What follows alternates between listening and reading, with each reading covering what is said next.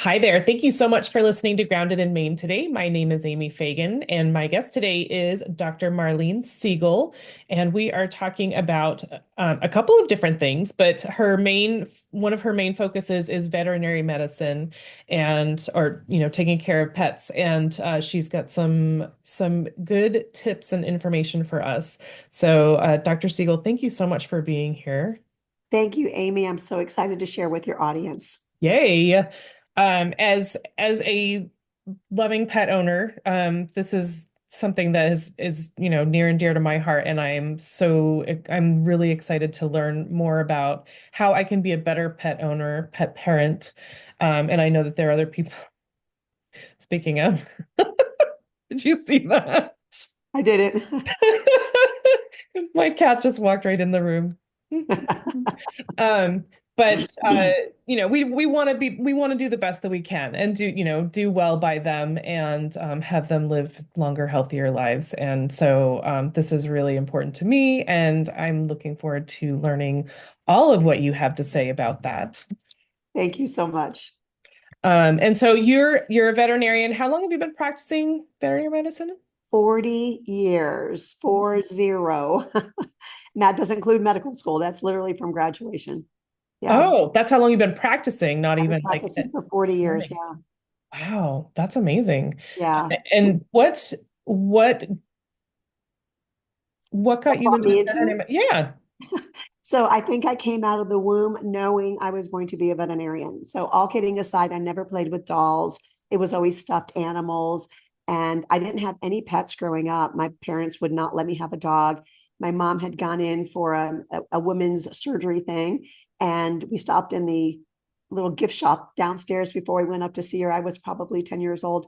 And I saw this little ceramic cat that had sapphire blue eyes. So, of course, I named it Blue Eyes. And my dad bought it for me, and I bathed it. I talked to it. I taught it tricks. I fed it. I thought in my little own make believe world it was real. Well, if I would have known it was this easy, I would have done it so much sooner. But my dad was watching me and he goes, I am not going to have my kid going around thinking that a ceramic doll is real. We got to get her an animal. So I got my first dog. I would have done horses and everything else if I would have known it was that easy. But I ended up getting my first dog. But even before I got my dog, I was so animal crazy that kids at school, in elementary school, now we're talking under sixth grade, they would bring their sick gerbils and birds and injured wildlife, and they would bring it to me. Not really sure how or why, but I would walk all those animals up to the veterinarian who was about 3.5 blocks away. And this guy always treated them, gave me, whatever the medicine was, and never charged me. And so when I became a practitioner, I have done volunteer work with my students and all that for free for my entire career, and also treating wildlife for free. Oh my Pay God. it forward. So even not growing up with pets, you knew. I played with stuffed animals, and everything was about animals. I would catch lizards in our patio. I lived in South Florida.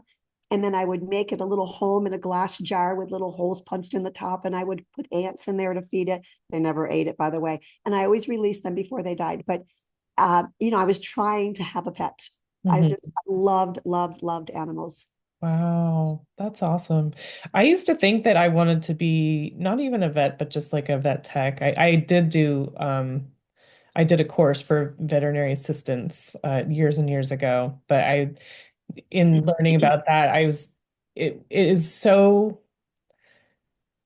I get so emotional about pets. Like I myself, just myself with my own pets, I have a hard time bringing them in.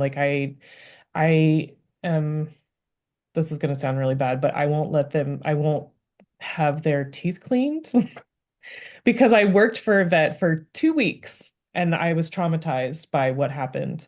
Yeah. Sorry, you guys. It's awful. And I hope that Well, your let's clear practice the is better trauma. than that. But so I just won't, I can't do it. And if there are any, I mean, now I have a dog who bites hands, so I have to be there. And they're like, oh no, no, she'll be fine. I'm like, I do not want you to get bit, without, not on my watch. So I'm always present for anything unless it's, the cats I'm fine with, but the dog, we have to Uh, knock her out to have anything done, even nails clipped. So uh, it's a process and it's very expensive.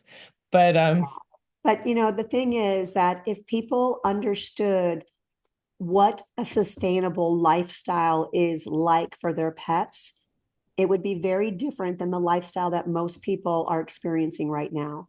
So we have a lot of people that'll come in and because they know I do integrative or holistic medicine, it's actually bioregulatory medicine because we find what the root cause of the problem is and we fix the root cause. We don't just do symptom suppression. And so people will come in and they'll go, oh, I don't want to put my animal on a flea and tick product because I know how toxic that is, but they're feeding processed foods. right, So are you really trying to have the healthiest, most sustainable lifestyle for your pet, or are you picking and choosing what you do and don't want to spend your money on? So, I'd love to share my 6 steps so that the readers have a tangible pathway to follow because it's really pretty straightforward and simple. yes, Is that please. okay? And I do Yeah. have a PDF that goes with this. So if they want to download the PDF, we can make that available. Oh, cool. So step number 1 is we have to stop doing the things that are causing dis-ease. And by the way, I said dis-ease because there is no disease in the world. There is imbalance. There is a lack of homeostasis. There is terrain upheaval, but there is no disease. It's literally a lack of homeostasis and a lack of balance in the body. Hmm. So Okay. what causes that? Well, along the lines of number 1, what do we need to stop doing? We need to stop feeding processed foods. We need to stop having all the hormones, chemicals, pesticides in the diet. We need to have a more sustainable diet. What would they eat in the wild if we weren't around? Mhm. That's what we need to feed. And then water, tap water has over 100,000 toxins, from heavy metals to glyphosate to all kinds of drugs. It's not being filtered by our water municipalities. Maybe with our new administration, that looks like it might change and they're going to update water laws. But right now, tap water is very toxic, particularly in Florida. And that's where I'm at. Number 3 is the environment. We need to stop using these commercial products that are full of propylene glycol and they have petroleum products in them. And there's so many carcinogens, things that cause cancer in so many of these cleaning products. We need to get rid of that and get back to the basics. Essential oils, vinegar. I mean, there's so many, hydrogen peroxide. There's so many recipes online for healthier ways to clean your bathroom and clean your counters and clean your floors because your animals are exposed to all of that. Even though Well, and you, they're lower to the ground. So if you're like washing the floor and the counters and stuff like that, like they're yeah, going to get any yes. before And we do. per square foot of body area, they're actually absorbing more. And then we need to look at the electromagnetic frequencies that are being produced. So many people love their smart appliances. I hate smart appliances. Wi-Fi routers, if you live near a 5G tower, all these impacts of that electromagnetic pollution is affecting us and our pets. Also, air quality, check your home for mold. In Florida, that's one of the biggest things I see I'm sure with the that are humidity. tripping these animals is that they're just exposed to so much mold and people aren't aware of that. And it causes so many chronic illnesses. And then last but not least, the ants that live in our brain. And ants are the automatic negative thoughts that we humans have cranking around in our little brains.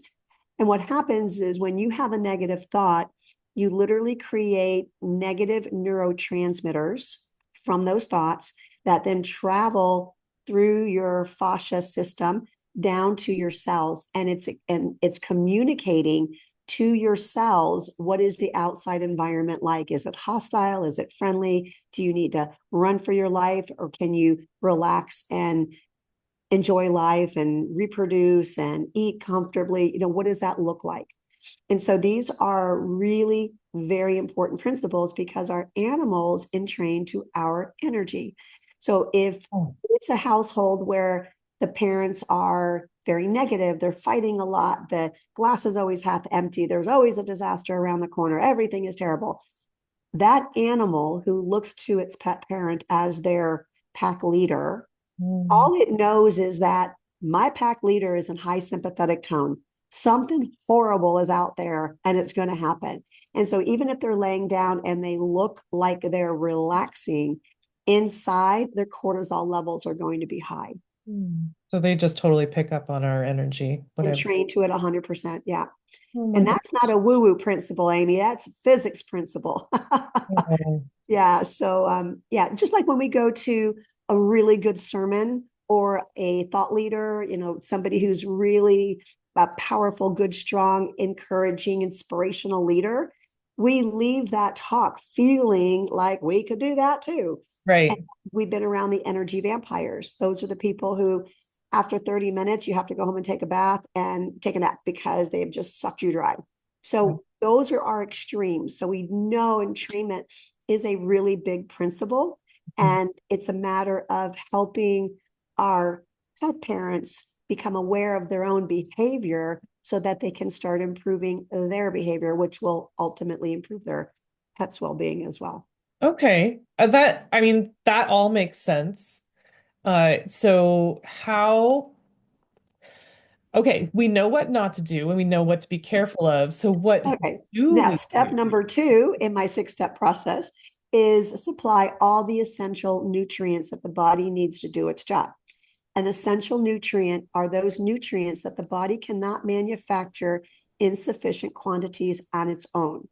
It's interesting that when we eat protein, that protein will be broken down in our digestive system into little individual amino acids. Mhm. Those amino acids pass through the gut lining into the bloodstream and it's traveled to the liver. And the liver is going to warehouse those amino acids and build the things that it needs to build at the time it needs to build it. But the essential amino acids and vitamins and fatty acids, those have to be provided in the diet because the body can't make them. So what do we know about the agricultural world that we're living in right now? Non-regenerative farming, not good permaculture. The industrial farming is really growing food on nutrient depleted soils. So if the soil doesn't have the proper spectrum of minerals and nutrients, then the plant's not going to have it. It may grow because you're putting fertilizer on it, but it doesn't mean it has all The those nutrient nutrients in it. then. Yeah. Right. And so then if you or your pet is eating that plant material, or the herbivore that your dog is going to eat is eating that plant material, it's a cascade effect that everybody becomes nutrient deficient. Hmm. So that's a big problem. And then, of course, toxicity. We have to be dealing with toxicity in well, let me get ahead of myself. So step number 2, supply all the essential nutrients. And we have them all on my website: vitamins, minerals, fatty acids, and amino acids. Number 3 is heal the leaky gut. So leaky gut is a condition where the gut membrane, which separates your outside world from your mouth to the anus, is a long tube. And that's considered the outside world because it's connected from here to the other end. So everything that's passing through there is technically outside your body. Mm. And it passes through that gut membrane. It's a selective membrane, and it only is supposed to allow certain size molecules to come in. And that would be after proper digestion, the size of an amino acid or a vitamin or a mineral, and that is allowed to come in. And it's sent over to the liver, and all is good. But when we damage that gut lining, such as glyphosate, such Hmm. as cortisol, where do we get cortisol from? Stress. When we're under high stress and we're in high sympathetic tone, we're producing the stress hormone cortisol. Well, one of the things cortisol does is it punches holes in our gut lining, which is not a good thing. But that's the side effect of allowing all of that extra blood and energy to go to your muscles and your arms so that if danger were there, you could run hard or fight hard. But then once the danger's gone and you've hopefully survived, then that danger's over. You now move into the repair, rest, and digest system, which is the parasympathetic nervous system, and all of that gets repaired. So that's how it works in a perfect world. But what happens in our modern world is the toxins and the damage and the stress never goes away. Keep coming. So Yeah. it's every bite of every meal of processed foods. It's all the hormones, chemicals, pesticides. It's the toxic water. It's the air pollutants. It's the stress the family's under. We call it the SAD day because it's the standard American day. And it includes the SAD diet, which is the standard American diet. So all of that is contributing towards the leaky gut. So once we stop doing step number one, which are all the things that are causing that, and you've supplied the right nutrients, and now you're healing the gut, then we move into detoxification. So we and our pets have 6 organs of elimination. How interesting that we were designed with this cleaning system inside of our bodies: kidney, colon, lungs, liver, skin, and lymphatics / fascia. The fascia, we call it the Cinderella tissue. It's really become known over in the past 20 plus years. And so we're really learning so much about it. The lymphatics run through the fascia. So I consider them a package deal. And even though we treat them a little differently, we do address both of them. So that's detoxification.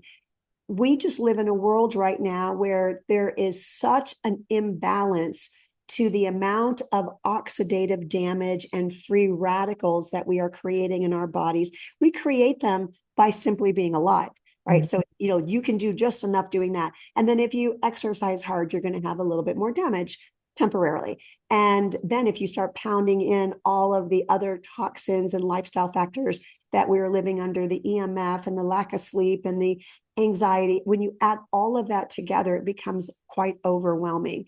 And our organs of elimination can no longer handle that level of toxicity. So the organs either get very inflamed or they start to not work at all. And that's what I see in a lot of our patients, their liver enzymes. Liver's in charge of hundreds of jobs. And when it becomes so bogged down that it just dragging along and it can't do its job anymore, the numbers go down, the liver enzyme numbers go down. And I would say over 80% of my patients, these numbers are below 20, which is very, very, very low. They should be in the mid 40s to the 90s. That's the normal range. And how I know that is because I've been practicing for 40 years. So I know what normal was back in my day. What the labs do is they keep every 6 months or so, they take an average of the population of their test and they start making a bell curve. Well, think about it. We're healthier 50 to 100 years ago because we didn't even have glyphosate back then. Were we a healthier population back then, a little less toxins? Versus, do I want to compare myself to people today? That's an 𝗚𝗍 hockey sticks. No, right? I want to compare myself to the healthy population because that's my target market. Right. Same thing with our animals. It's sometimes you have to have an older practitioner who remembers the good old days and has a way to understand how to actually read the labs, because these young doctors are coming out and they look, and if it's not red, oh, everything's fine. Well, no, it's not fine. They're giving you plenty of hints that there's a problem. Right. I mean, I'm having a lot of those conversations about humans, Yeah. I'm, doing the whole menopause thing and the hormone tests and stuff like that. And, the doctors are like, you're in normal range. Yeah. And that's not normal. So I can hook you up with some great people Oh afterwards. my gosh. And then number 5 is mitochondria. Okay. Because our mitochondria do 2 important functions. Most people know that they make the energy for our body. They call them the little power packs. But they also are the communication between themselves and our microbiome. And the communication happens through the fascia. How interesting. And so when we, through our sensory inputs, are giving communication to the mitochondria and to the microbiome, we're giving them information that they then have to translate and express genes based on that. But we're giving them, the lunar module sending back pictures. Are they friendly pictures or are they disaster? Right? Which way is your body going to respond? And so you will literally have genetic expression based on that communication. So that's that was the 5 steps. The 6th step is actually clearing trapped emotions that are associated with every dis-ease. and including our pets. So we could go hours on that one because that goes down the woo-woo train and it's really cool. But emotions play a very major role in our health. And so just, if you don't mind, I'll touch upon it really briefly. Sure. I think we live in a hologram. I think this is a holographic experience for us where we have a lot of tools once we wake up and realize what our tools are, like playing a video game, and I'm not a video game person. So when Right. I sit down at a new video game, I'm really lost. Like, I don't know what the characters mean. I don't know how to get to the next level. I don't know what's going to blow me up and what's going to make me big and strong.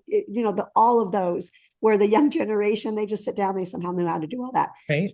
Well, the game of Earth School is very similar. We come in with a wiped slate. We're not supposed to remember anything, but we have a lot of clues that help us to figure out what we're doing. And they're really based on our emotions. So I think it's interesting that everything in our hologram has an opposite to it. Same for the emotions. So we have our lowest vibrating emotion before death is actually shame. Interesting. I And then believe the that. other low vibrations are anger, frustration, bitterness, hatred. I mean, they even sound heavy and dark.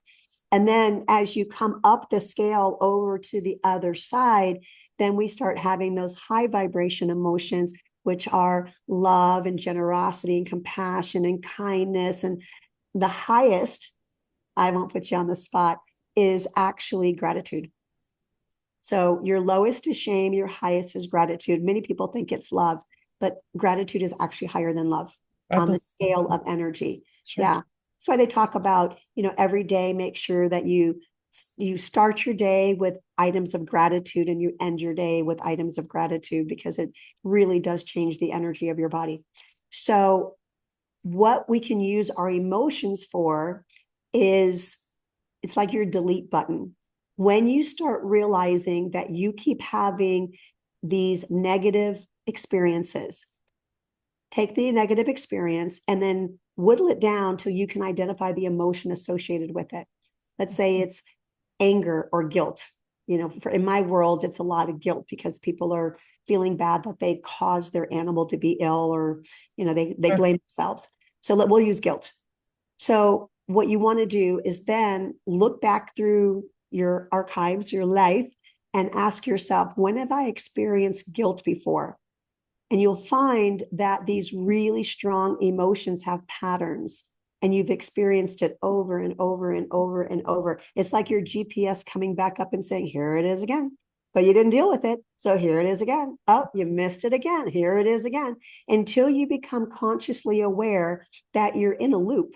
You're re-experiencing this guilt because you haven't done anything with it. Does that make sense? Yep. And I think the game is to transmute the low vibrating frequencies over to the high side, whatever their equal and opposite is. So that's how I look at life, and it has made it a whole lot more fun. So the animals also have the ability to share experiences with us. So it's never a coincidence that you have a particular pet in your life at a particular time in your life with their particular challenge and the experience that they're sharing with you. Mm-hmm. There's always something behind that. And even though I would love to say, we cure and fix every patient we treat, that's really not what the game of life is. We all are leaving this planet at some point. Are we leaving in grace? Have we accomplished what we hope to accomplish? Have we left the place better than we found it? Or are we just a victim that's going down the luge and hitting the railing back and forth because we're not in control? So I think we're supposed to have some level of conscious awakening and realize that we do have the power to create whatever we choose to create. It's a big statement, that we Mm-hmm. really do have the power, whether or not you have the belief system Right. that you are worthy, or that you have the power, or that you have the training or knowledge. That's the BS that lays on top. Mm-hmm. And that comes from our families, our upbringing, the schooling that we've had. You and I off air, where we're talking about how so many veterinarians are still recommending processed pet foods and vaccines and lots of drugs and pharmaceuticals, and how is it that in today's modern world, how are they still doing that? And it's because they were indoctrinated into a belief system that this is the way it is. It takes something to knock you out of that sandbox. Right. You have to have some kind of a life experience that takes you above that and allows you to question, is that really the truth? Is that really the best? Is that really nothing else that we can do? Or is that just the limiting belief of those who taught me? And the reality is it's always going to be somebody's limiting belief, because there's always something more that can be done. And that was my story. So I was already practicing as a veterinarian for 15 years, very intuitive. I always had those skills. I always had mediumship skills. So that was a pretty natural part of who I was, but I wasn't practicing a holistic approach. I was pretty allopathic. And because I was good at what I did, a lot of my patients got better, but we had my fair share of relapses. And then about 15, well, first I had my awakening, which was my show horse and my youngest daughter were in an arena, and they had already lost their class because the horse had done a gait she wasn't supposed to do twice in the class. So she's in lineup. Trainers are standing in front of our little walk trot riders. My daughter was 10, and she's on this humongous horse. And all of a sudden, the horse starts to twitch her neck, like something was attacking her neck and her ears. And the trainer reached her hand up to move her hair, thinking it was tickling her ears, and the horse reared in the air. The number one cause of a rider's death is the horse falling over and crushing their rider. Oh So we have gosh. a pound, 10-year-old child, Good. a 2,000-pound horse. And my daughter, no one ever taught her, if your horse rears, just jump off to the side, just let go, bail, just get away so that she doesn't land on you. Instead, my daughter was holding onto the reins. It was the only thing she had in her hands. Yep. And so she's trying to balance and not fall off while the horse is flailing her legs, trying to find the ground.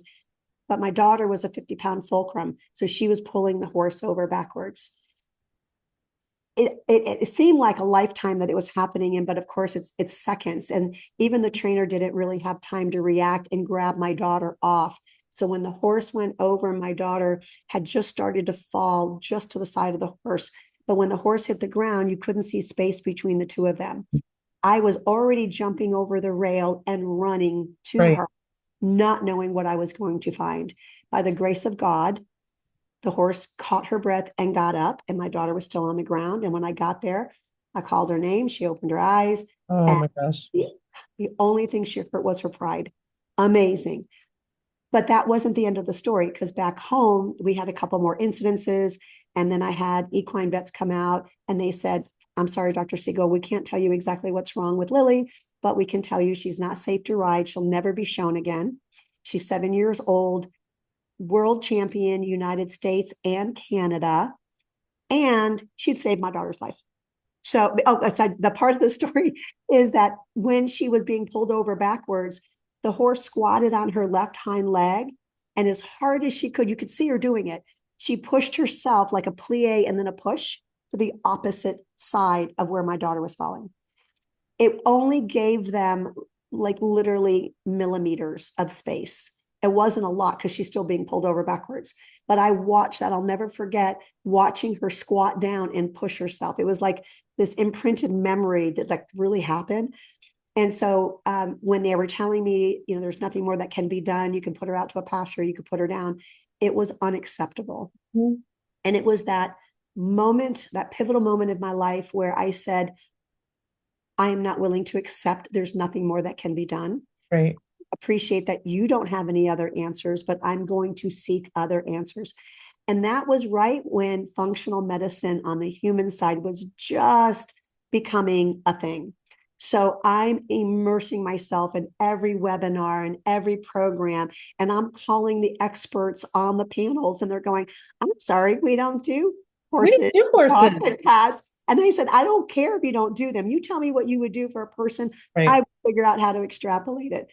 And so that began my quest. And then I learned how to do chiropractics on horses. And then I learned some acupuncture. And then I learned better diet, nutrition, and, one thing after another. And I, for the first time, I will say in a webinar that I just said goodbye to Lily just a couple months ago. So she lived almost into her 30s. Well, that's what I was going to say. I mean, she was seven Yeah. years old when this happened, and I'm like, horses live a long time. Yeah, yeah. So, yeah, we did have to say goodbye, but she got to live out a wonderful life as a horse afterwards. Right. But 23 before she did years. that, she and my youngest daughter, 5 months after being told that she would never be ridden again, they went on to win the United States Youth Reserve National Championship. It's the most prestigious horse show amongst youth riders in the country. And won Amazing. Reserve National Champion after I was told she would never be ridden again. But I was working on her every day on the road trips. I'm constantly doing chiropractic and laser and all the things that I could do on the road for her. Right. And she was just a magnificent athlete. Hmm. Oh, that's a happy story. I Yeah. mean, So terrifying all those years ago. yeah, Oh my yeah. gosh. Oh, I had PTSD for so many years. Did she really live? Did she get crushed? It was horrible, horrible, horrible. And, your mind plays tricks on you. But it was in being told that there was nothing more that could be done. I made a vow that I would never utter those words to a pet parent. Doesn't mean all my patients live. Sometimes the right thing is to help them transition with quality and dignity. But at least I can offer the right thing, and I can offer other tools and modalities that help to either reverse disease or improve quality of life. Because Mhm. quality of life is always our first conversation. Has to be. Well, and nothing is more frustrating as a human, for your pets or for a family member is we don't know. Like that is like the worst answer. Yeah. I And mean, yeah. And sadly, because euthanasia is legal in our profession, it is a shame that I hear so many pet parents coming to me and they said, I came from this vet, that referral center. I can't tell you how many of my cases came from that situation where they were told there was nothing more that could be done. And we just dive in and say, let's do the best that we can. right. Every single situation, those pet parents were so grateful that even if the experience didn't last for, You the weren't giving up. can they live forever? And yeah, I'd love to say that, but in reality, we're going to live Right. on the other side of the veil forever, but not on this side. And so they have a better feeling about themselves, the decisions they made, the fact that they at least tried. Mhm. It gives people a lot of peace. A lot of the guilt that I hear is because they said, I should have done more. I should have, could have, would have, those things that we beat ourselves up over. So this gives people an opportunity to do the very best that they can within the means that they have. And we just see, I hate to call it miracles because I think the body is so resilient that when we follow those 6 steps and we quit damaging it and we give it what it needs to heal and we kind of biohack it, we Yeah, support the pathways that are already there. totally. It is miraculous what the body can do. We just have to get out of the way. Right. Oh my goodness. Yeah. What a story. Yeah. So, what I want to tie that into is having people understand that it's not what you do on a given day. It's not, oh, today I'm going to take my supplements. Today I'm going to eat healthy. Today I'm going to take a walk and exercise. No, it becomes your lifestyle. Mhm. So for me, I don't want to say militant because I just broke my own rule last weekend, but uh, anytime I am in control of my food source, it's all going to be organic. Of course, here at home, 100%. But even when I eat out, if I know I'm going somewhere, I'll call ahead, I'll speak to the chef, I'll tell them I cannot eat canola oil, I cannot eat any seed oils, no vegetable oil, no gluten, usually no dairy because the dairy is not going to be organic out there anyway. And so there's several things that are an absolute no for me.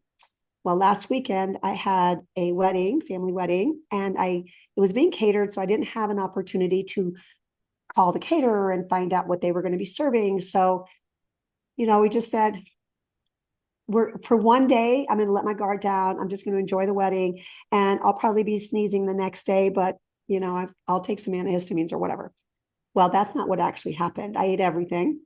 The next morning, we drove back. So 5 hours down to Miami and 5 hours back. I had a laptop on my lap, and my head was bent down. I'm working on my computer. So I'm already straining my back. Mhm. Then all that inflammation that hit all at the same time. And I ended up blowing my back out. So I'm standing talking to you right now because it hurts to sit. So, there's no one to blame but me. I knew not to eat that. I know that my body's so clean that when I put toxins in it, I'm going to have a response. I wasn't anticipating my back going out. Mm. Very rarely happens in my life. And so, lesson learned, the reactions are getting harder and stronger because inflammation will always go to the weakest link in your body. Right. This particular case, I had strained my neck and my back from 5 hours of keeping my head down, looking at a computer, down and then back in 36 hours doing the same thing. Right. So I was already kind of straining my back, and then that inflammation hit, and that was my weakest link. So the reason for the story is to help people that are listening. Do you have any aches and pains? Do you have a little GI problem? Are you a little overweight? Do you feel like you have inflammation? Do your fingers lock when you open and close them? Do you have allergies or skin problems? None of that is normal. None Mm. of it is acceptable. That means that there's something in your lifestyle that you are doing that is creating this low grade insidious inflammation. And then that inflammation will build over time and become worse things, i.e., autoimmune disease, cancer, osteoarthritis, whatever, and it's happening in our pets as well. The difference with the pets is that they don't have a choice.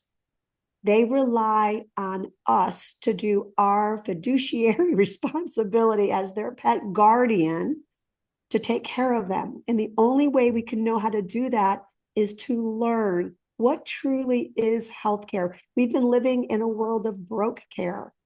This broke care system waits for us to have a symptom, and then you squash it with a pharmaceutical or a surgical procedure.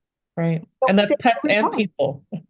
Oh yeah, absolutely. This is happening on the people side. And then, but we were taught the same way on the animal side. So it's all the symptom suppression, but nobody addressing the root cause. I mean, just think about the last time last time you had a headache.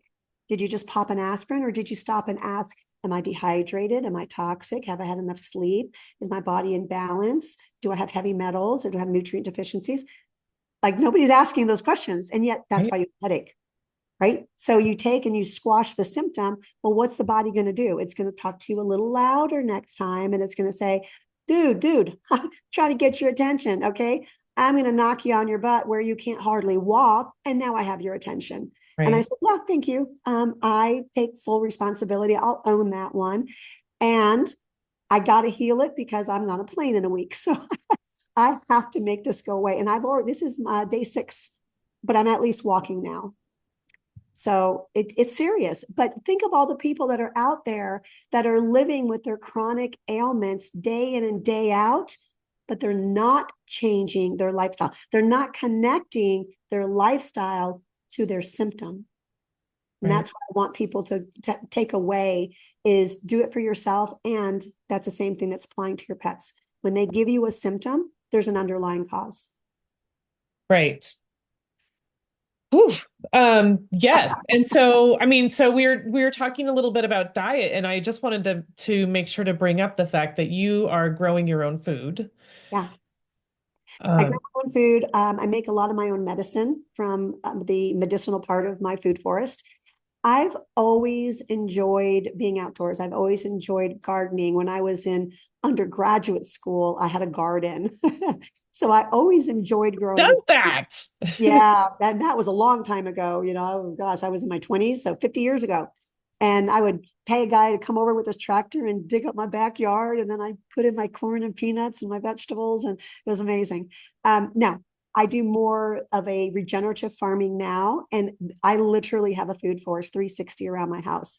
There's trees, there's bushes, there's almost everything produces something either for me or for the microbiome of the soil or for my bees, because I have bees and I have worms. So everything feeds somebody in this environment, in this ecosystem.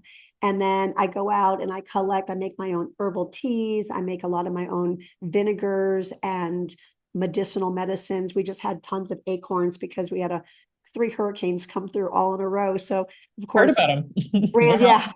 Are you in Florida? No, you're in No. Virginia. So we had all these oak tree limbs in my yard were down. I mean, we're talking massive branches that were down. So I picked literally a dozen gallons of acorns. Gallons. Gallons, Oh my yes, gosh. yes. And they're spread all over my tables getting dried. And then you make tinctures out of it. And so those tinctures are wonderful. So when I travel, I have my little 1 ounce tinctures of everything. So God forbid, if I'm out and exposed to something, I have my instant remedies to take care of it. Wow. Yeah. And we make our own cleaning products as well. My daughter's into essential oils. And so we make our own cleaning products. We sell them on on our website as well and to our clients. I started doing for our own personal lifestyle when my girls were 8 and 10 years old. I started having clients that were coming in whose daughters were in their 20s with breast cancer. Now Mm. we're going back 20 years, 20, 25 years. And I thought, wow, that's not right. Why are we seeing girls that are 13 years old getting breast? And why are we seeing 20-year-olds having breast cancer? Mhm. And so I started back then researching. So the first things I changed in my household were cleaning products and personal body care products, laundry, soap, shampoos, conditioners, makeup. We spend that extra money and we have no chemicals in our products whatsoever. Same. Cool. Yeah. And then the food came a little bit after that. We built our house in about 30 years ago. And then I started with a few trees here and there. And I said, I want to live in a food forest. Mhm. So now it's been 30 years. So I have trees that are big canopies. It's really cool. That's awesome. I Yeah. think that's fantastic. And I mean, do you like, is that just for you? Like, do you have extra for the community or like a farm stand or anything like that? Or, Yeah, I don't. There's some clients that I'll supply some stuff to, but for the most part, we either freeze dry or we freeze or we cook it and freeze it. And so there's soups. I do a lot of soups because I can put so many greens in my soups. I'll do soups and beans and everything that came out of the garden, the herbs. One of my favorites is to do tinctures with honey. So my latest favorite is to take honey and I add my hot peppers and some cayenne and ginger and lemon or lime oh, is peels. that called fire honey? It's not exactly the same Okay. solution, but it's very similar to that. And I love it because I'll shred the ginger, which comes out of my garden. And then when you take a scoop, you have some pepper in there, you have some ginger in there. I put cinnamon in mine. And so it has this blend of the most amazing, like every taste bud is activated all Sure. at the same time. It is absolutely delicious. So I do a lot of vinegars, which are also very healthy. And we do a lot of freeze drying. I have a commercial freeze dryer. So we do a lot of freeze drying and yeah, it's a lot Oh, of fun. And then try to wow. eat in season. So that's important because things don't last forever. So when it's Suriname cherry season, we feast on Suriname cherries, or if it's blueberries, or if it's mulberries, or if it's loquat, it's a lot all at one time. And then we make leathers, or it just eat as much as we can and make Right. smoothies and whichever. But yeah, it's really fun and it gets you back out into Mother Nature. And this is where it ties back. So number one, it's a lifestyle. So people are talking about, I don't have time and I'm so disconnected. And their microbiome is horrible because they're not replenishing their microbiome. Do you know when you pull one weed, you get like over 100,000 organisms are aerated that now go on your skin or you breathe them in. These are healthy microbes. These are the ones that our body thrives on. So it's important that we re-expose ourselves, that we do grounding, that we touch Mother Earth, that we start having gratitude for what we're eating. So on my Instagram page, we have Food Forest Friday. So if anybody wants to see the food forest, I post stuff on there. And it brings you back to the connectivity of being in this world. It's so important. We're such a disconnected world. And people say, oh, I don't have time to do all the things that you do. Well, I don't watch TV. Now, I'm also single, so I get a little extra free time in there. But, if I did have a partner, I'd have him out there gardening. Right? Extra So, help. yeah, do it together. But I think these are principles on how we live, bringing gratitude back into our lives, learning how to do diaphragmatic breathing and do it with your pets next to you because they'll entrain to that energy, and start doing things in your life that contribute to the world around you, to contribute to your health and your pet's health and to the health of Mother Earth. So when we start thinking like that, our world really does start taking a different turn. When you go out to eat, ask before you sit down, ask what they cook your food in. Will they cook it in healthy oils, like just straight olive oil? Oh, here's a good one. A lot of restaurants will tell you they cook in olive oil, but if you ask them, is it cut with canola oil? 99% of it will be cut with canola oil. And usually it's 85% canola and 15% olive oil. So Oh my gosh. yeah, But they call it olive oil. they call it olive oil because it gives it the taste of olive oil, that little Right. Just 50%. enough to taste like Yeah, it. and high-end restaurants, I'm telling you, Amy, it's Right. not limited to McDonald's, right? You're spending a lot of money, $100, $200 for a meal, and they're cooking your food in canola oil. Right. Shameful. But Yeah. you have to ask, and the more of us that ask and say, "I'm sorry," always say you have an allergy, by the way, because by law they have to acknowledge that, and they can't give that to you. So you tell them that you have an allergy to gluten, you have an allergy to seed oils, including vegetable oil, canola oil, and soy, because all those are going to be genetically modified. Right. And Pro tip, you guys. yeah, Listen to this. yeah. And the more people that do that, Yeah. imagine if 10 people go into a restaurant and they all go, "I'm sorry, you can't cook something healthy for me," and they walk out. Right. That owner just saw a lot of dollar signs go out the door. I'm Yeah. not saying that every restaurant has to convert their entire menu, but they should at least have Able to accommodate. two organic options, one vegetarian and one with a protein, and offer it. It's not that hard. And in those diets, you have no GMOs and no gluten. Just Mhm. try it, because you just don't realize how many people actually are suffering with their health, Right. and they're eating that. I think we started our conversation with, I was aware. And so I know when I've done that to my body, it's like within hours. But so many people aren't making the connection. Right. So I'm hoping as people are listening to this podcast that they go, "Oh, you mean my trigger finger that keeps locking up? You mean that's not normal?" No, that's inflammation. Your Mhm. sinuses, your skin, your aches and pains, your lack of energy, all of that is Right. all inflammation. Yeah. Well, I mean, I think if you're paying $100 and you're going out to a nice restaurant or an expensive restaurant, you expect that you're eating healthy food, and Uh, that's the kicker. They're still cutting corners like everyone else. Absolutely. I'm opening a franchise. It's detox centers for pets and their parents. And so I'm at the franchise conference and they take us out to dinner, and I'm sitting next to a lovely young man, and he's telling me about his restaurant and how excited it's like a hamburger kind of spot, and he sees everybody out in the families that are out in the waiting room. And so then we got into, well, what do you cook and what do you cook in? And he was telling me all vegetable oil. And as I said to him, that causes cancer. And you're looking out at all these lovely people that are coming in that want to enjoy your restaurant. I said, wouldn't it make you feel bad to know that you contributed to somebody's illness, especially a child? And he started to tear up. And I thought, oh, I went too far. I'm sorry. It turned out that his 3-year-old daughter my had gosh. just been diagnosed with celiac disease, Oh, 3 years old.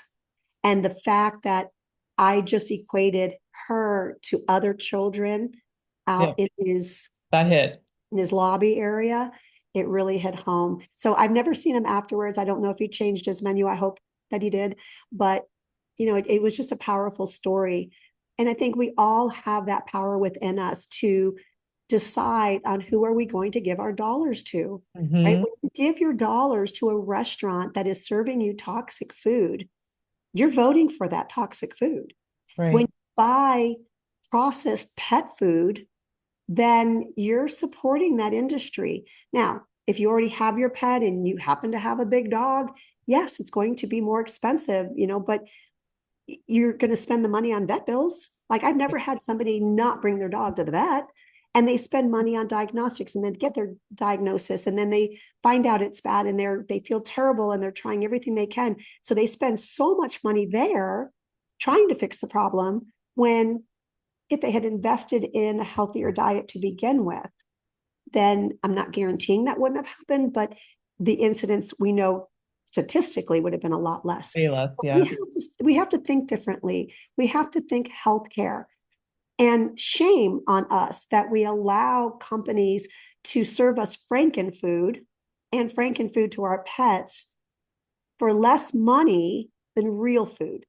When real food costs less to grow, and yet this frankenfood had to be commercially made and steel and machines and workers and buildings and all this chemical, and you're going to say that that's worth it? To me Mhm. it's not. Right. So I think as we start to demand healthier outcomes, we will start seeing it happen. And not getting political here, but I I really do hope we can make America healthy again. And I don't care who leads the charge. I just Right. want to see it happen. I don't care if it's an elephant or a donkey. It doesn't matter to me. Make it happen because Right. I want to leave a world for the kids behind me that is a sustainable world. Mm. That's really powerful. My gosh. So I know that you have a course. You Mm-hmm. want to talk about your course for a couple minutes? Sure, I'd love to. Thank you. So it's Mm. called the Empowered Pet Parent Course. And it really is, it empowers pet parents. The course is about 3 hours long. The first 30 minutes is statistics and a little bit about who I am and why I'm doing what I do so people can relate to the story. And then the next 2.5 hours is teaching pet parents how to get proper diagnostics. It's not going to be what your regular vet offers you. It teaches them how to do detoxification of the 6 organs. It teaches them about a sustainable diet and how to support the microbiome. I actually talk about trapped emotions and understanding the emotional role in dis-ease.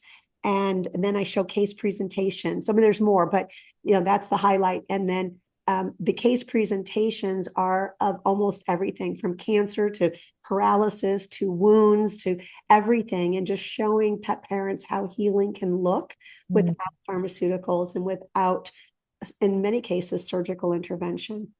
Right. You don't know, how are you going to make a decision, right? You have to know better to do better. But once you see, you can't unsee. Once you hear it, you can't unhear it. And so we're really encouraging pet parents to be the force behind the veterinary industry. Like I'm talking about restaurants getting better food. Go to your veterinarian who you have a relationship with, who you sure like and trust, and just say, I love you, but I want to have more of this kind of medicine. I want to be more proactive. I want to practice preventative medicine for my pet. And will you learn how to do this so we can do this together? And most veterinarians would be at least intrigued. And then I have a course for veterinarians. So the basic course for the veterinarians is 34 hours because it teaches them everything the pet parent learns, but of course, more on the Right. treatment side and deeper dive into the explanations.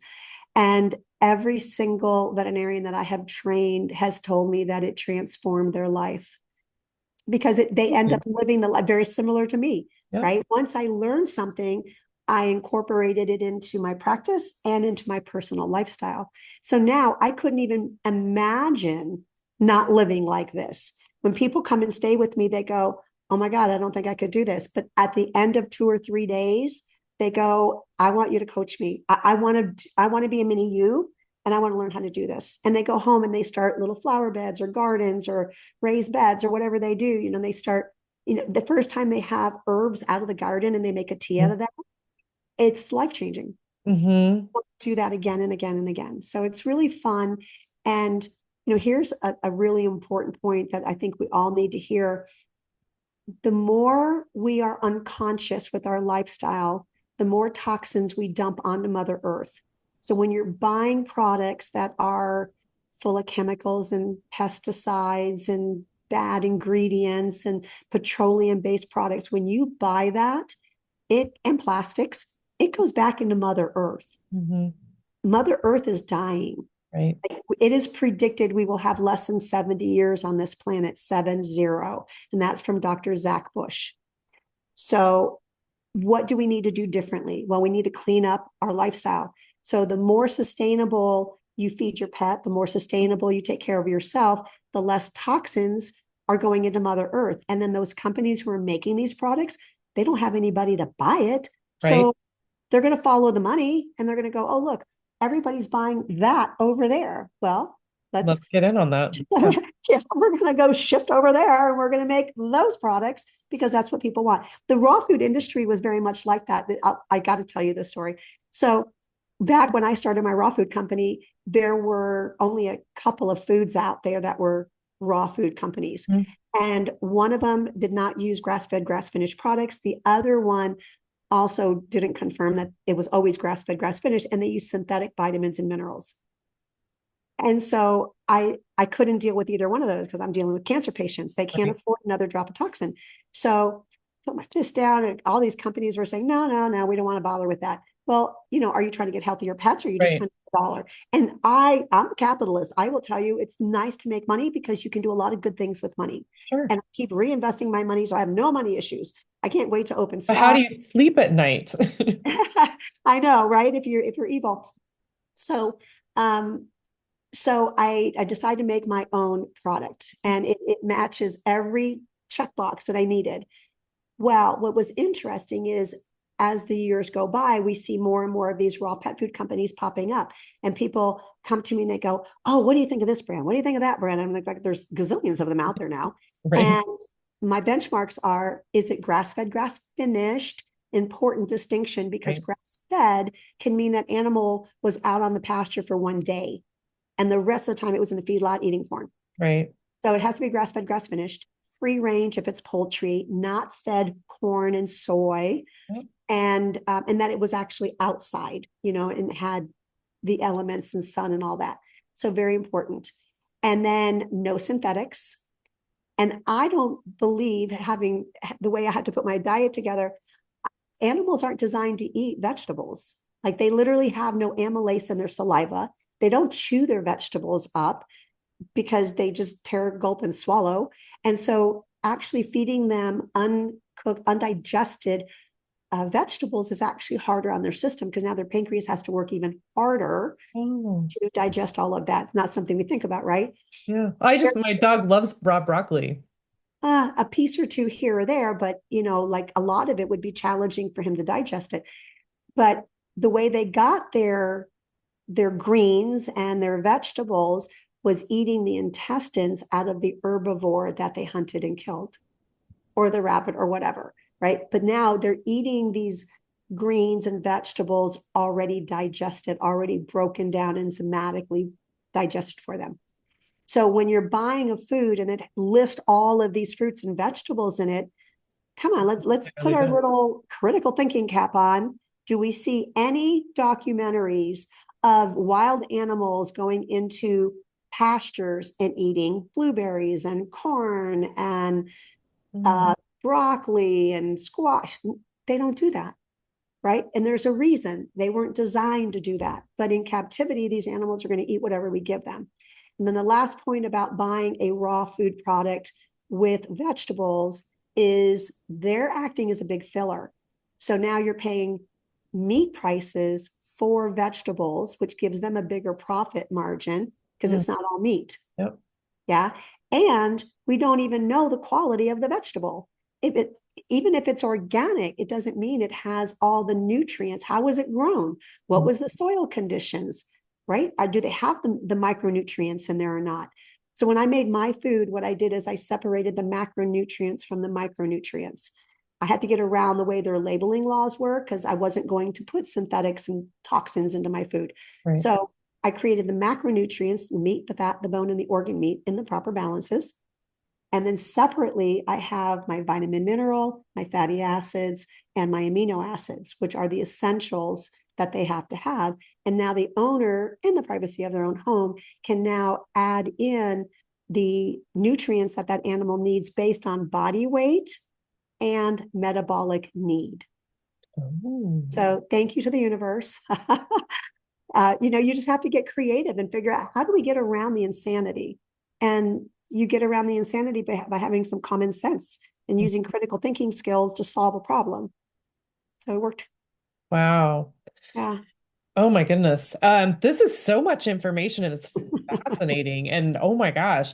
I mean, can you I was reading the stats on cancer, and Mhm. can you just shoot that out really quickly because Sure. it's shocking.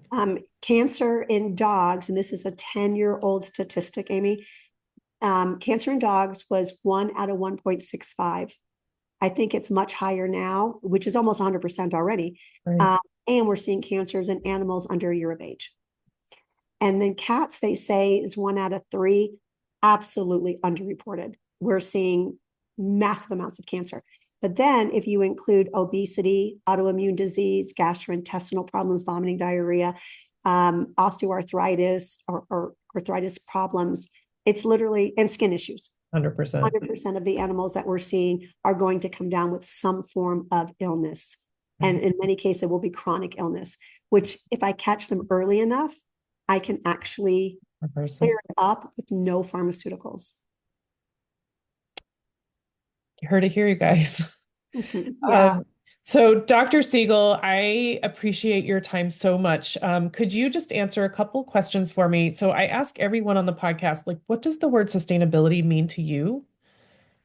The word sustainability to me means that we're living in a condition that helps to promote the health and well-being of the planet and those species on the planet. Awesome. Okay. And second question, how can people find you and learn more and, you know, Super easy. do better? Yeah. DR and then my name, drmarlenesiegel.com, is the hub of everything me. And we have a community in there. If people take the pet parent course, you're automatically in our community where we just started the community. So it's really like a new baby for me, but it's a forum where veterinarians and pet parents and even industry leaders can come together and share information and ask questions. It's not about diagnosing and treating people's animals. We can't legally do that. And we always get people who will write in and say, my animal has this problem. How do I fix it? And all Totally of us are that. under a legal restriction. We have to have a client patient relationship in order to diagnose and treat somebody. But if they take the Empowered Pet Parent course, I can be their health coach, which means that any of the material that I cover in that program, I can help them to implement it. I can help them get the diagnostics done. I can help with the interpretation of those diagnostics. So everything in the health coaching program is fair game. And then if they still need to go further than that, then I can consult with their veterinarian or they come to Florida. And once we have an established relationship, just one time, then I have the ability to help them because they're my patient. Right. Okay. And also Food Forest Fridays on Instagram. Instagram and Facebook and Okay. YouTube, I believe. Yeah, we cover, and TikTok. So I think we're on all those platforms. My And goodness. yeah, I really encourage people to grow something. I don't care if it's a basil plant in your window, grow something. And don't tell me you have a black thumb. It isn't true. Get rid of that belief system and implant a new belief system, which is I am sustainable. I am thriving. I am supporting Mother Earth with my love and my gratitude. Wow. That's that's awesome. That was a delivered message. My goodness. Thank you so much for this message. I'm feeling very, very excited to put this into practice. Um, Yes. Yes. so And let's hope a lot of people join you. So don't just, they call it analysis paralysis. Don't sit there and get so bogged down and, oh my God, I'm doing everything wrong. You got to start somewhere. And you take one step and then you take another step and you just keep adding something to do, something to stop doing, something to do, something to stop doing. And every week you just add one new thing and you delete one thing. Super easy and sustainable because it's not Mhm. overwhelming. You're only Right. doing one thing. And then before you know it, a couple months has gone by and you've transformed your house, you've transformed your life, you feel better, and your pets are getting healthier. That's awesome. Thank you so much. Dr. Marlene Siegel, I appreciate you so much and everything that you're doing. I am looking forward to sharing this. Thank you, Amy, and thank you for getting the word out. Appreciate it. Yeah, heck yeah.